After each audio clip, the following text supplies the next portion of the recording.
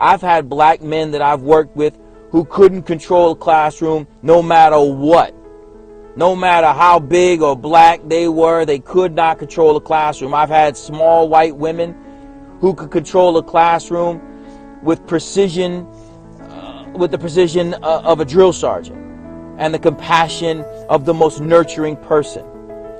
Kids don't care about the color of our colleagues. They care about the capacity of our colleagues. And what's happening is we're taking the lazy person's route out. What we're doing is thinking that all we need to do is bring in some black people and the black people will start to act better. Well, here's your problem. You have significant challenges with your understanding of cultural competency. And that's not cool. And I don't care what color you are. You could be a black person and you think, well, what we need to do is get some black men in here. Really? So we're just going to forfeit the game when the black boys are in a white woman's class or in a black woman's class or in a Latina's class or in an Asian person's class? Really? Folks, you have to think more deeply. You have to look more honestly about what it is that we do. We're educators. And one of the big problems is that so many schools have so few people of color working in them that they don't know.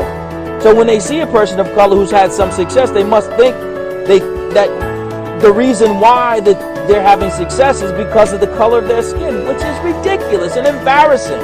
It's embarrassing if you think that. You have to look more deeply at yourself and ask yourself, why would I think that? Isn't that kind of racist? Yeah, it is. It is. You may not mean it to be, but it is. We see schools that have so few people of color working in them that the only way that they can put together one of these leadership groups or friendship cohorts or any other strategy that you name, which is the same thing, which is putting a black person in front of black people, we need to go to whatever it is that he does. And we need to make sure that we're trying to figure out how he teaches. We need to mimic the way he communicates with children. We need to address the strategies that he's using. We need to go into his classroom and we need to watch and see what strategies, and we need to ask him what strategies he's using so that we can have a better understanding of how he's working with his students, because it's not his color that's making him a more effective educator. It's his capacity. See? So stop misusing black professionals. Stop it. It's not cool. Stop calling on them to fix every fight. Stop calling on them to go after every kid who acts a fool. And create an environment within your school, create a culture within your school where every single child is seen as having the capacity to be amazing. And every single faculty member is seen as having the capacity to pull that amazing out of them. And those faculty who do not have that capacity, support them to the extent you can, and then give them the opportunity to seek employment somewhere else.